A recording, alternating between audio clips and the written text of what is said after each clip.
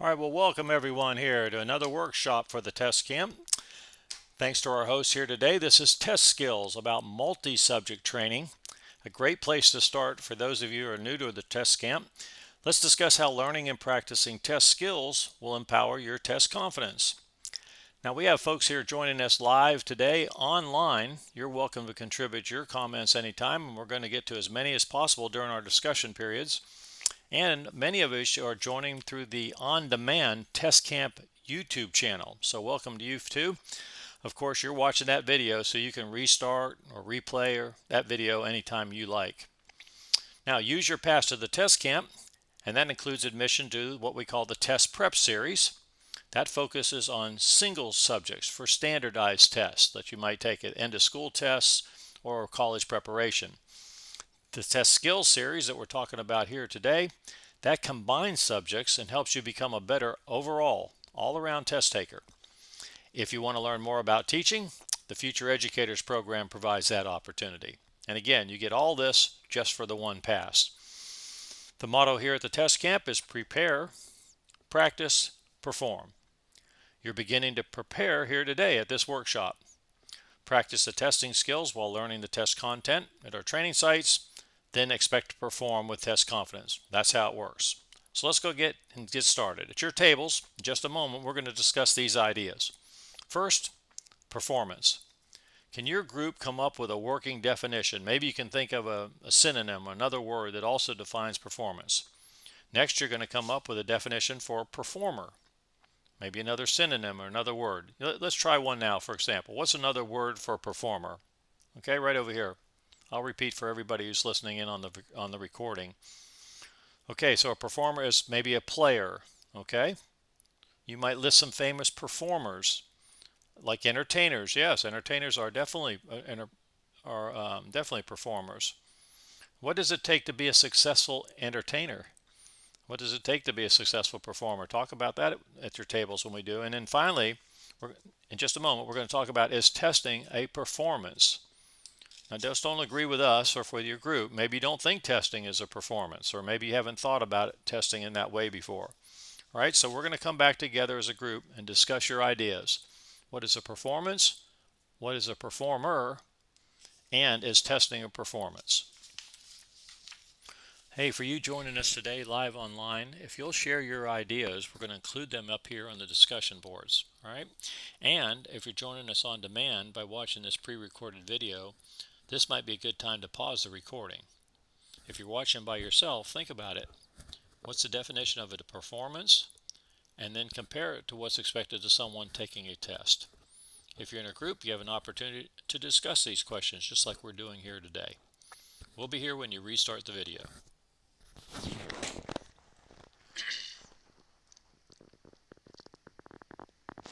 Okay, back up here. We're back. All right, does your group have a working definition for performance? Or what are some examples? Okay, yes, starting over here. Sports like gymnastics, you're saying, or all sports, right? Okay. Right here, who likes to play sports? Anybody here involved with sports at all? About half of us. You don't. Okay, do you mind telling us why? I'll repeat for those that are listening to the recording. You're not good at sports. Okay, what if you were? Do you think that could you get better if you wanted to? Yes, you're just not that interested. Okay, now who here is working to learn an instrument? Okay, what instrument are you learning to play? Saxophone. Would you say that it takes knowledge to play saxophone? Of course. How about skills? Right, and what if I were to ask you to play right here today? Would you do it? Do you have the confidence? Right, you'd be willing to perform. You have to have knowledge, skills, and confidence. All right. What'd your group come up with in terms of a performer? Performer. We said player earlier. A doer, somebody who does something. Okay, a doer, good. I think Disney has that. Dreamers and doers, right? An achiever. All righty, that's good. What are the best performers called? What do you call somebody who's at the very top? Champions, stars. There you go. Professionals, good. Yeah, like in sports, a professional baseball player, professional football player. Okay, what makes them the best? All right, we're going to talk about all that here today. And what did you say about testing as a performance? Did everybody agree or not? Okay, go ahead, right over here. I'll repeat it for the people listening to the video. Okay, so you just didn't think about it that way before. Have you heard of students who don't like taking tests? Have anybody heard of that? Okay, so raise your hand. Yeah, right. All right, everybody, almost everybody, you included. What if you were really good at it? I mean, really good. What if you had the knowledge, the skills, and the confidence to perform well every time? You look forward to it, wouldn't you? And that's why we're here, to make you the best, a professional test taker. It takes work to become a champion, doesn't it, or a professional? And over here in the Test Training Center, you'll be expected to prepare by learning new test skills. You'll also practice those test skills until each one becomes second nature, and then you're going to perform with an attitude of confidence. You know that you're prepared to do your best, and there's no substitute for that. Well, we're going to learn what's called test skills fundamentals. And there's no shortcuts or tricks to performing at your best on an exam, right? Or to become a professional in anything. Is there shortcuts or tips and tricks that are going to get you there? Probably not. Instead, you're going to have the knowledge, skills, and watch down there at the bottom. The attitude is going to change into confidence. That's what's required for a successful performance. So let's start up there with the top with the knowledge. What do you need to know to be successful on a test and ahead of time? Or you might ask, what do you need to know so you can prepare for your performance? Well, at the test camp, we identify two main areas of knowledge. First, you need to know about the test, obviously. And second, you need to know about you as a performer. You need to be honest with yourself about your knowledge, your skills, and your confidence. So think about this and talk about it at your tables. What do you need to know in advance about a test to get prepared? Make a list. And yeah, if you might want to even make some test questions, think about that. Then what do you need to know about you? How would you rate your test skills on your attitude? Okay, what is this group going to work on first? You're going to work on, all right, what do you need to know about a test ahead of time? Does any group want to work on this other part, the you part? Okay, you're going to be discussing test skills and attitude. All right, we'll come back as a group in a couple minutes and compare your ideas. Hey, for you joining us today live online, thanks again for sharing your thoughts. We're including them up here in the discussions. And if you're joining us by watching that pre-recorded video, this might be a good time to pause the recording and discuss the information you would need in advance to perform at the highest level. What do you need to know about a test in advance so you can prepare? What do you need to know about you? What's your strengths? What do you need to be working on? What are your challenges? Come back and join us when you're ready. Restart the video.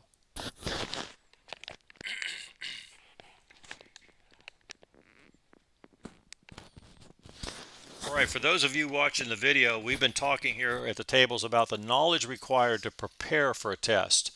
So let's begin talking about the test blueprint.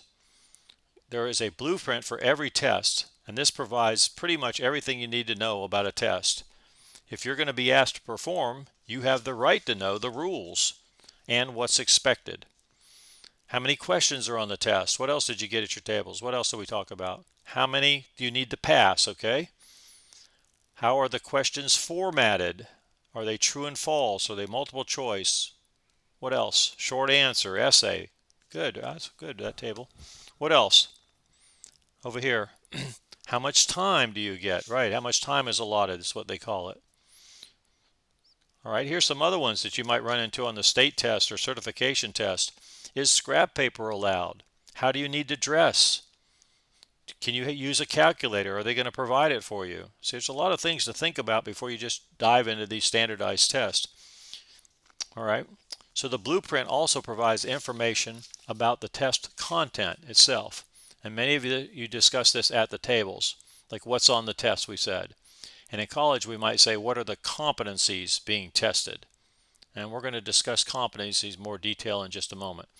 But again, testing is a performance. You're being judged. You're being given a score on your performance. So it's only fair that you'll get to know the rules and the content well in advance of your performance, right? So that you can prepare properly. And that's why the test camp provides with every workshop the activity called My Test.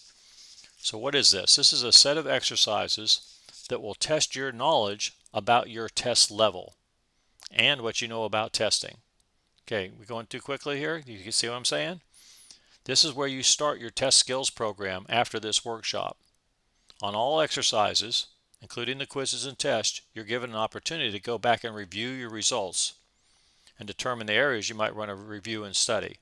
But you're also given this opportunity to take a test about the test itself. All right.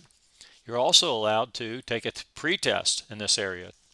That helps you move through the training program. And there's a pre-test at every test skills level. Yeah, go ahead, right over here. I'm going to repeat it for those listening to the recording. Okay, I keep talking about the levels. Right, and there's going to be 4 levels. It starts out less challenging because it's on less subjects, and I'm going to show you that in just a moment. Good question. And actually these pre-tests, like you see up here, they're a little more challenging because as you move up through every level, they get more challenging also. And your score is going to provide you with the information about the areas that you might want to review or study. It kind of shows you the gaps, where your strengths are and where your challenges are. Right?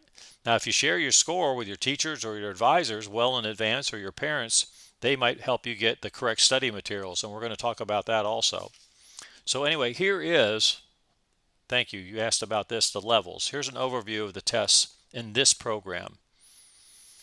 So as you can see, the time allotted for each question at each level is about 1 minute. Okay?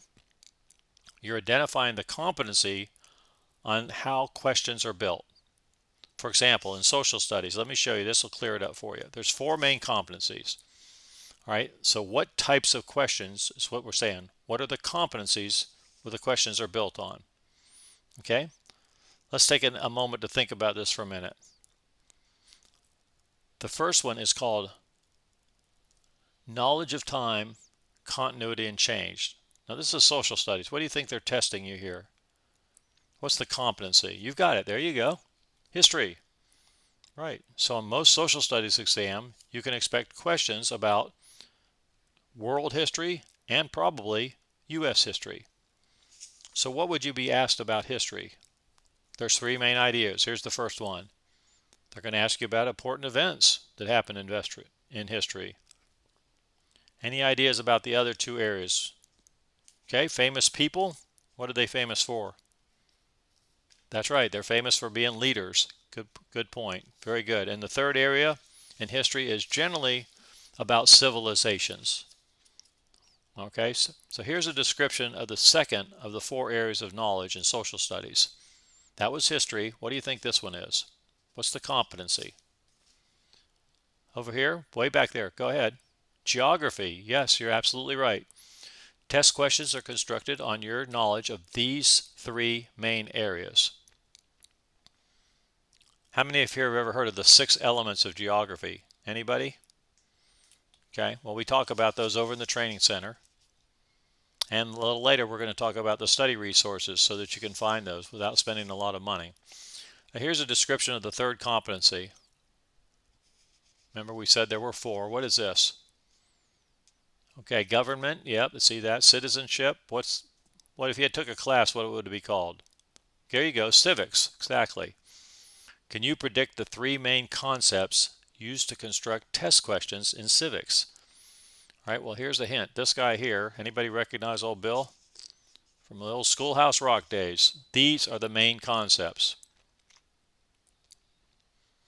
So when you're looking at civics, you're looking at government, documents, and issues related to becoming a citizen and keeping your citizenship. The 4th social studies competency, here's how it's described. What do you think it is? What's the name of this one?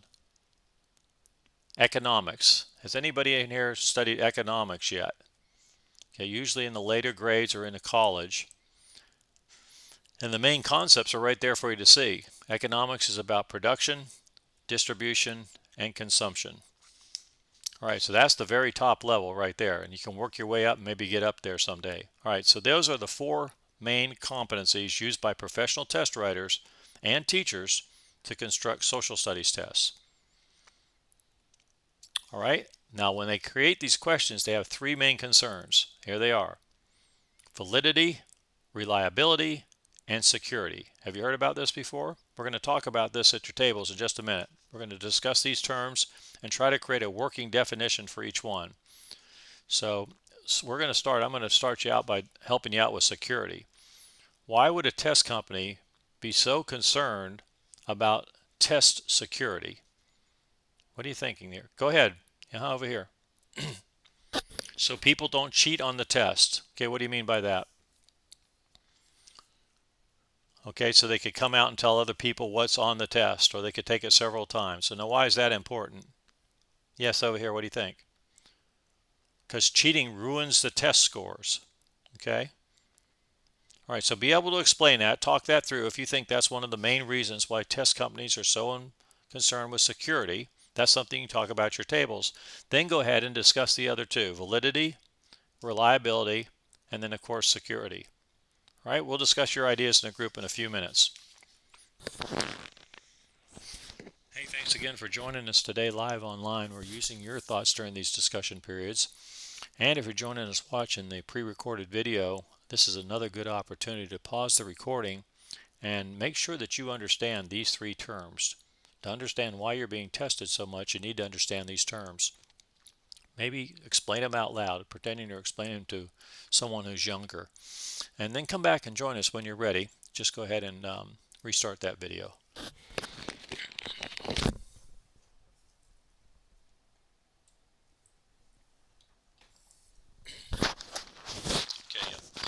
Okay, all right, so back up here. We decided that validity means that a question is testing what it's intended to test. Okay, do you get that? Right, and we talked about invalid questions too for those of you listening to recordings. For example, in social studies, if there's a word problem, what if they can't read very well? You're not testing social studies at that point, you're testing reading, right? What was another example somebody said? Oh, math over here. Right, if I got to read a math word problem but I can't read very well, you're not testing my math at that point. That's invalid. That's not a good math question. All right, so I get that right for the people who are watching the video? Good. Reliability then. Let's move down to that one. Push the button here. All right, reliability. That's a test question that's likely to get similar results over and over. It's a reliable question. An example of an unreliable question is one that's easily answered sometimes, but then not answered correctly other times, back and forth, that you don't know what you're going to get. So that question must not be written very well if some people understand it and some people can't. Okay, was I all right on that explanation? So that's one's validity, one's reliability. We started talking earlier about security. This is probably the test company's biggest concern for two reasons. One, it is costly. It's about money. It's difficult and expensive to create a set of valid and reliable questions, right? And that's what you were talking about before, the matter of fairness. What if there's cheaters and non-cheaters? So that's unfair. You can't compare their scores to each other. So test security is very important. So now let's look at one of the subject areas for the test skills program here, so you can see the areas of knowledge related to English. Okay, we talked about social studies. That's what English is going to look like. All right, then we move on to mathematics, science, and we looked at earlier social studies. All right, now might be a good time to talk a little bit more about you. We've talked about what's on the test. How about you? Which would you choose? In which subject area do you feel most prepared right now? So in other words, if there was a test and it was only on one area, which is your most preferred area? Talk it over with your neighbors that are there, and we'll come back as a group in a couple minutes and compare your ideas. If you're here with us live online today, continue to share your thoughts, and we're going to include them in the discussions. And if you're watching this pre-recorded video, pause the recording and do a little self-reflection. Which would you choose? Do you have a preferred subject area? If so, why do you think that is? All right, come back and join us anytime. Restart that video.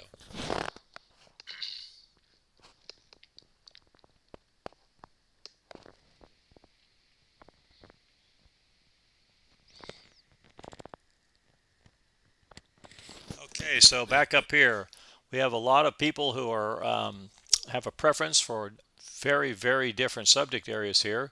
I think we said mostly it's because of your experience in school. Maybe you said you had somebody over here said they had a teacher they really liked in certain areas, so that made them a little better in one area than another. I just warn you really quickly that as you enter into college, if that's your goal, that one of these is failed more often than the other three combined. You get what I'm saying here? One is more challenging than the other three combined. What might you guess that is of the four? How many here would say English? Raise your hand if you think English. Okay, and why are you saying that? Right, there's a lot of people that have English as a second language. That's a very good point. How about mathematics? How many think that's going to be a real challenge? Very good. All right, how about science? And then how about social studies? All right, you people that have your hand raised right now, you are correct. Social studies is more challenging than the other three combined. There's reasons for that, but mostly it's because you don't get as many of the classes as we used to get in social studies. So beware of that, especially if you're going to take standardized tests to get into college. You want to make sure you pay attention to these social studies classes. Now, to prepare for this program, you joined the workshop and you've gained knowledge about what to expect. But we've also talked too about the tools that you might need. The tools are what we call the resources to get ready for tests. Have you thought this through? Usually these have been just given to you in school, but expect to see this sign along the pathway as you get ready for end of school tests, state certification tests, that sort of thing, or at college admission. There's encouraging messages from the people who have gone before you, and this is what they're saying. Avoid spending your time and your money on expensive resources. You just don't need them. Commercial webinars are a great example. Avoid paying for free test information and strategies. Expensive tutors and tutoring companies. They might be an option for the more challenging tests, but generally they're just not needed. Overpriced study guides are also sold for profit. Many study guides available are either free or inexpensive, so you don't really need to spend a lot of money on these. A more effective and inexpensive resource is textbooks. When you know the competencies being tested, you can use textbooks to review and study content. You don't need to rely on tutors and even your teacher. You can be proud of your own accomplishments. And in the My Resources area over at the Test Training Center, you can expect to find the most popular and up-to-date tools for your success. Again, many of these resources are either free or very inexpensive. So instead of investing time and money on resources, invest in yourself. Practice your test skills. Expect to gain confidence and personal independence. You don't need to rely on other people. Your pass provides admission to these training areas. Up there at the top, we've talked about this is My Test. That's the activity that allows you to check your understanding of a test blueprint and everything we've talked about here today. You can also take a pre-test before the training in the My Test area. This is the Test Camp problem-solving system. The first step to finding the correct answer is to identify the type of question by the competency. Big words, but that's what we did here today, isn't it? Quizzes and tests provide an opportunity to practice your test skills while assessing your test content knowledge. These quizzes are all randomized and based on the subject areas. So you get different questions and different answers changed randomly on each attempt. And in the test center, there's practice tests and a post-test with features like those that you can expect to find on test day. As you complete the training activities, you can earn points towards a professional test certificate. That guarantees your success. Then expect to perform with confidence that comes from knowledge and the skills that you earned during the training. All right, let's get started. There's no better time than now to empower your test confidence.